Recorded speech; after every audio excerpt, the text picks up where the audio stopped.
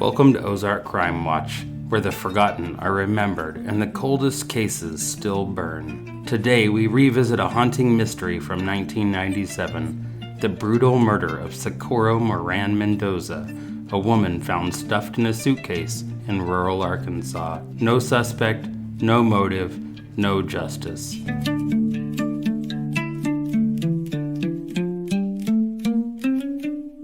And welcome to Ozarks Crime Watch. My name is Josh Shackles, and today we are investigating the case of Socorro Moran-Mendoza, the woman in the suitcase from Arkansas in 1997.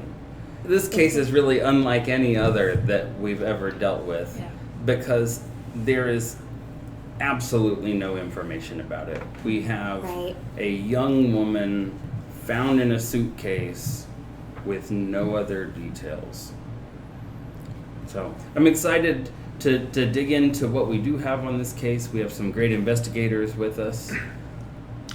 Let's learn more about them. Hey everybody, it's Connor.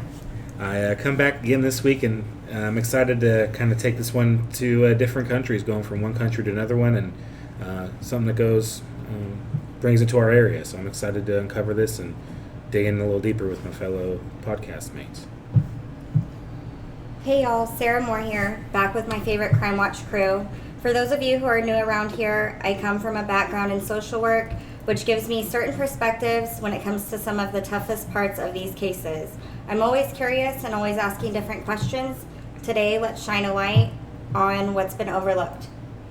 Hey everyone, I'm Whitney, glad to be back with y'all. I've never heard of this case and I'm looking forward to digging into it with the team. Hey everybody, it's Joe here. I'm glad to be back in another episode of Ozarks Crime Watch, and looking forward to hearing what the team has to say about this case. Hey y'all, I'm Sally, one of your guides through the winding hollers, quiet streets, and unsettling truths hidden here in the Ozarks. Each week we explore local mysteries, unsolved cases, and the shadows that linger behind familiar places. So lock your doors, pour yourself a cup of tea, and join us as we bring these stories into the light. I appreciate all of you guys taking the time to be here and exploring this case with us. Let's get right into the case file. The Case File. It's the winter of 1997. In the remote woods of Benton County, Arkansas, a trapper makes his way through a ravine just north of the Pea Ridge National Military Park. Off Gan Ridge Road, tucked beneath rocks and debris, he spots a discarded suitcase. What he finds inside will haunt this community for decades. Inside that suitcase is the body of a woman. She has been beaten, strangled, and carefully concealed. Her name is Socorro Moran-Mendoza. She was 42 years old. Before her body was discovered, she had already been reported missing by her boyfriend, but not in Arkansas. In Mexico. How she vanished and how she ended up dead in a suitcase remains a mystery to this day. The call came in on February 1st, 1997. The Benton County Sheriff's Office responded to the scene immediately. Given the brutal nature of the crime, they requested help from the Arkansas State Police the same day. The case was given the number CID-06-439-97. And investigators began to piece together what little they could from a quiet corner of the forest, a place chosen perhaps because it was so unlikely anyone would stumble upon it. But someone did. The autopsy confirmed what was already suspected. Socorro was murdered. She had suffered blunt force trauma and signs of strangulation, but the body had been left outside for too long. The exact cause of death couldn't be confirmed. Still, the ruling was clear: homicide. And yet, there were no fingerprints, no witnesses, no surveillance, no suspects. Just a suitcase, a body, and silence. Socorro had been reported missing a month earlier, in January of 1997. The report came from her boyfriend, again in Mexico. To this day, it's not publicly known whether she had been visiting, planning to travel, or just staying in touch with him long distance. Her disappearance and death raise important questions. Where was she killed? Was she brought across state lines or even international borders? And was the man who reported her missing also her killer? Or was he the only one who noticed she was gone? Investigators searched for answers, but the case would soon go cold. From 1997 to 2020, no arrest was made, no suspect ever named. Then, in 2020, the Arkansas State Police launched a dedicated cold case unit, tasked with breathing life into long-forgotten investigations. Socorro's name was added to the list. Her case is now held in what they call contemporary status. That means it's still active, still reviewed, and still waiting for a break. But time is a cruel companion. Forensic techniques were limited back in 1997, and crucial details may have been lost. Authorities have never publicly said whether they recovered DNA. They've never confirmed if trace evidence was found in the suitcase.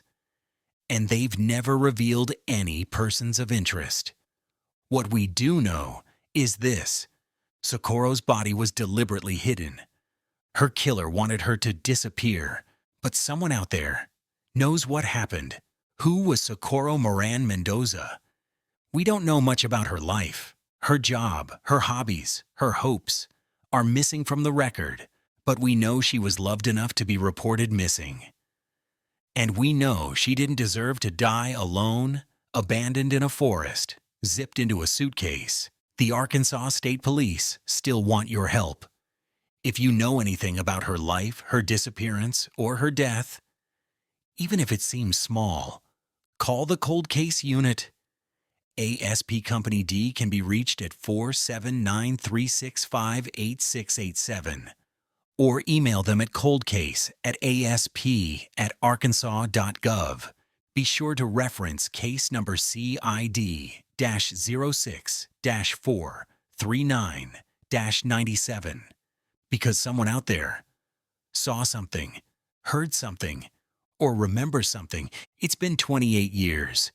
But justice doesn't expire. Socorro's name still matters. Her story still matters. And it's time to bring it to light. This is Ozark Crime Watch, and this is the case of Socorro Moran-Mendoza. First thoughts. So when I first hear about this case, it is so striking to me because we have a Hispanic woman with no connection whatsoever to this community where she's found. It's almost a month before they even have an idea of who she might be. There's not a soul around that claims to know her. Her boyfriend, reported her missing more than a month before she was found, and so that's like 2 months before she was identified. And all coverage just stops. Like, nobody cared. And that is hard for me. 97 was a long time ago, but it wasn't that long time ago. And I worry, if the same thing happened today, would we see the same result? If there was an unidentified Hispanic woman found in a suitcase like this, how would it be handled differently today? And so, this case hits hard. I know that we don't have a lot of details about it, but I really think that this is important for us to cover, and there is certainly someone out there with some knowledge about this. I guess my question to you guys is that, we have kind of a cross-border element here. And what are your thoughts on that? Do you think this is something that the crime happened in Mexico and someone brought her in a suitcase all the way so that they wouldn't be close to it? Or did she leave behind a life only to find her end abruptly? So, I mean, it was her boyfriend who reported her missing, but from Mexico, was she visiting? Was he out of town? I don't know. It just seems really strange that it took so long for him to call and even report her missing. That just doesn't sit well with me. It's a huge red flag. Unless she was traveling and going somewhere, and in those days, like, cell service wasn't the same as it is today. So, I mean, but something I think is interesting is Pea Ridge is not just a place that you go to. Like, there's not Right. an interstate. It's even several miles off of 49. Like, you're not, like, somebody must have known the area a little bit. And see, I Yeah. agree with that. I feel like in the remote area where this suitcase was found, someone that knew that area had to be connected. That's a really good point.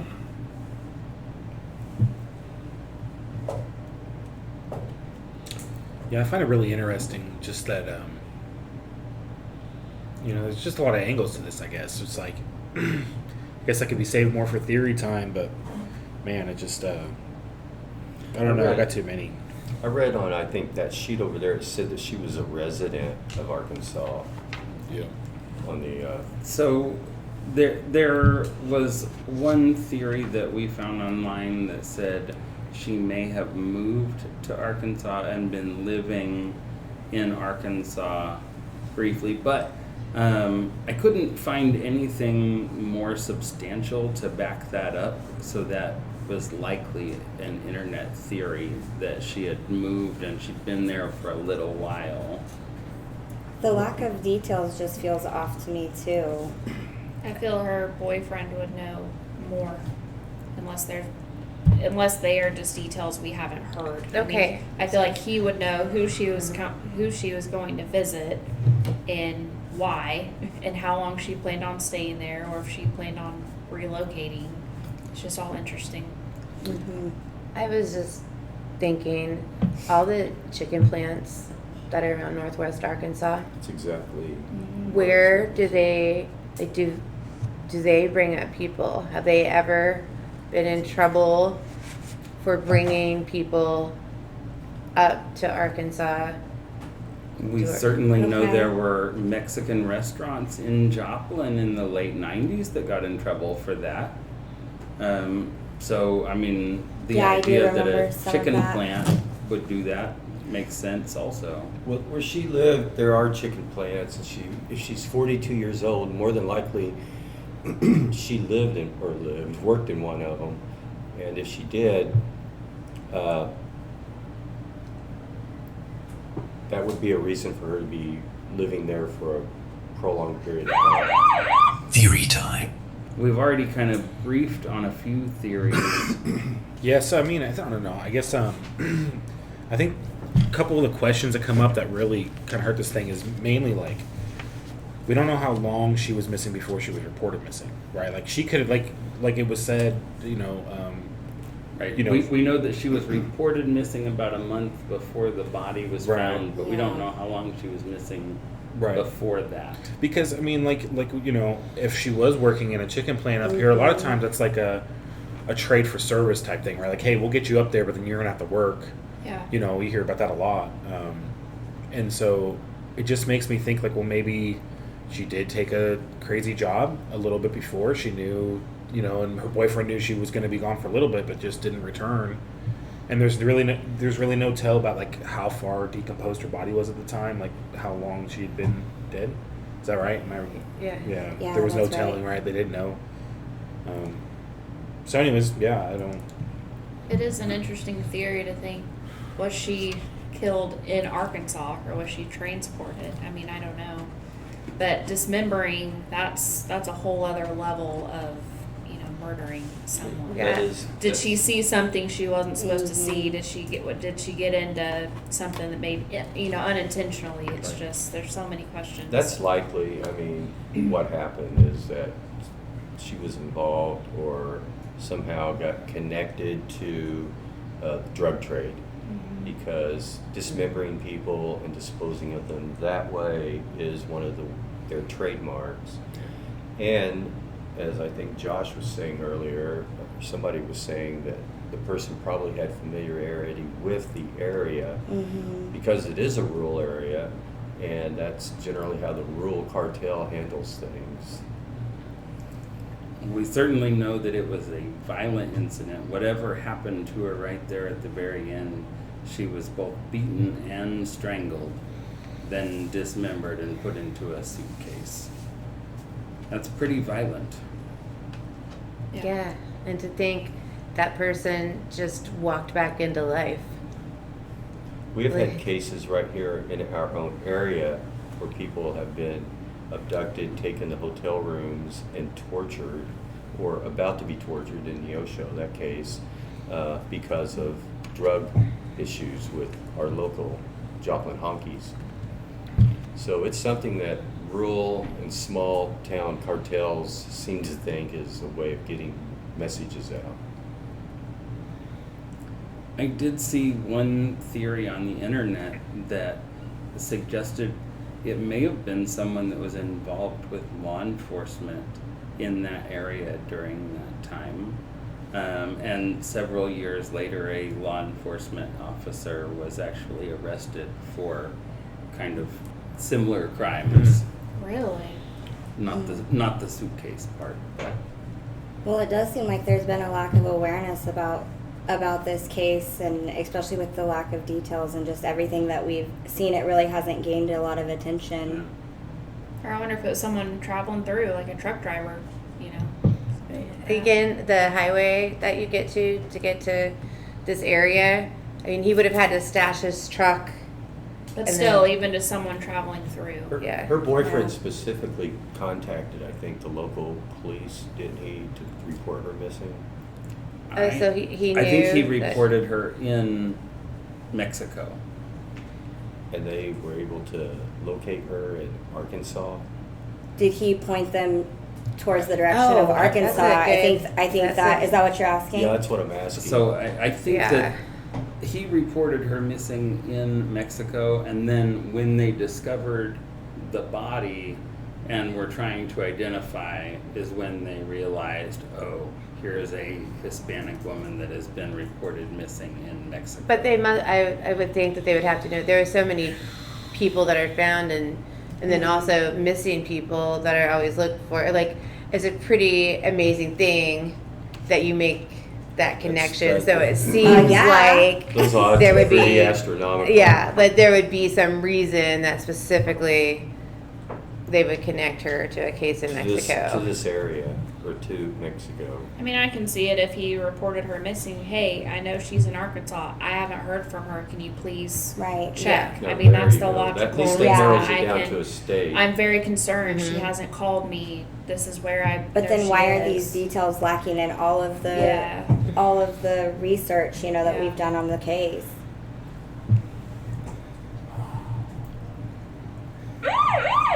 Close to home. Close to home. You know, when I think about close to home with this case, it's hard to wrap my head around the details because we know so little.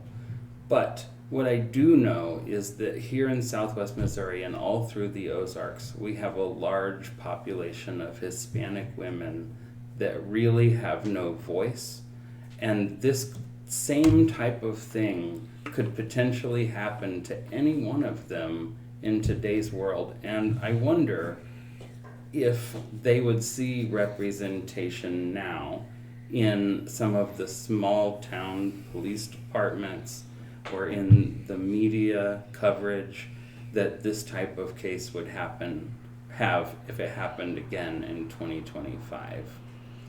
And so when I think of close to home, I just think about what we can do to prepare small town police departments in our region for cases like this, and how do we make sure that the most vulnerable people amongst us have representation, especially when it comes to law enforcement and serious cases like this?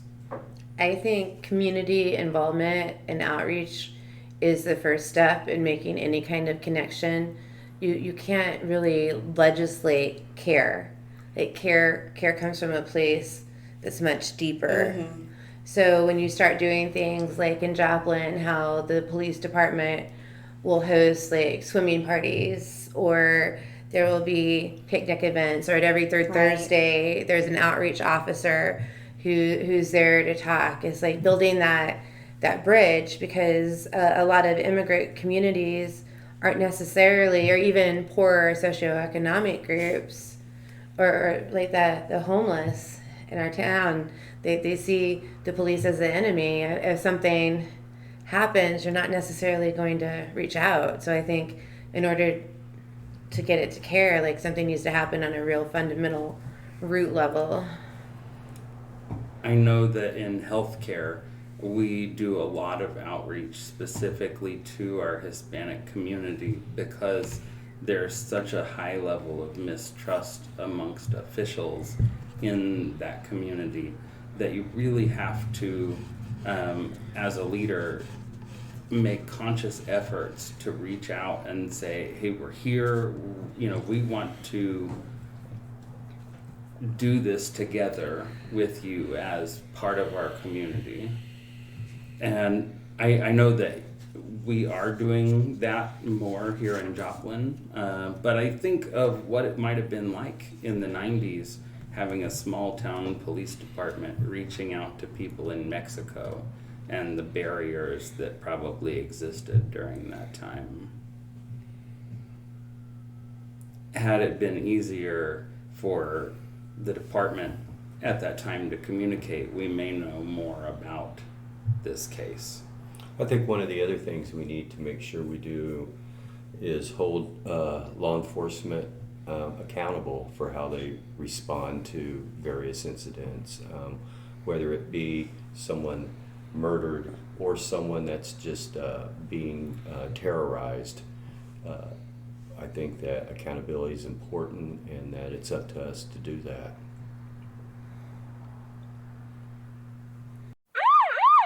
Final thoughts.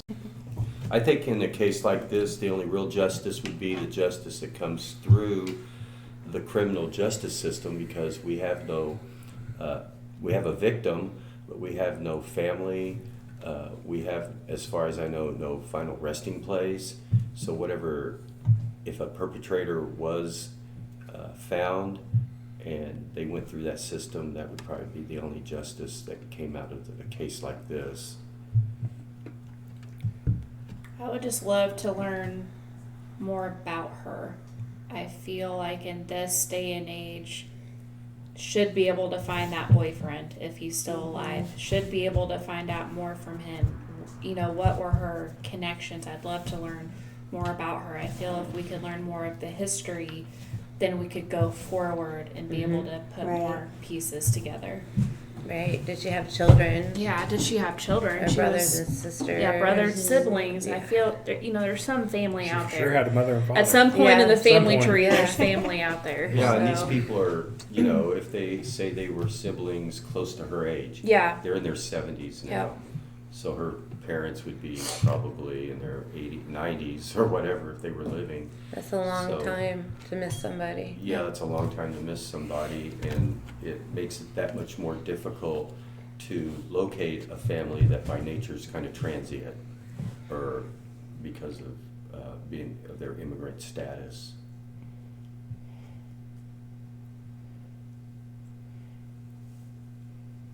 So I'd just like to end on remembering Socorro Mendoza, even though we don't know much about her.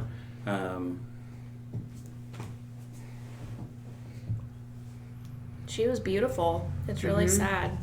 She was in the prime of her life. I don't know what she was doing exactly, but I mean, she was in the prime of her life. She was young. it's just really sad that she had to, die that way and was tortured, and it's just terrible. Yeah, it's just all the not knowing. And like I said, like just feeling all those things of all the people who loved her. Like you said, that she had a mom and dad at some point. Mm-hmm. She really deserves answers and a voice. Like a lot of the cases that we cover, we are the voice. I searched for her on YouTube to see if there was a podcast or anything, and there was nothing. Mm-hmm. So this will be the only one out there That's once, cool. I saw that.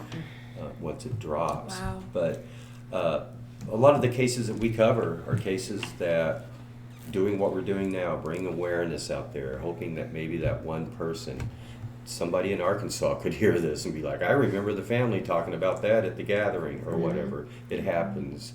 So it may be 30 plus years, but cases have been solved way longer than that. Yeah.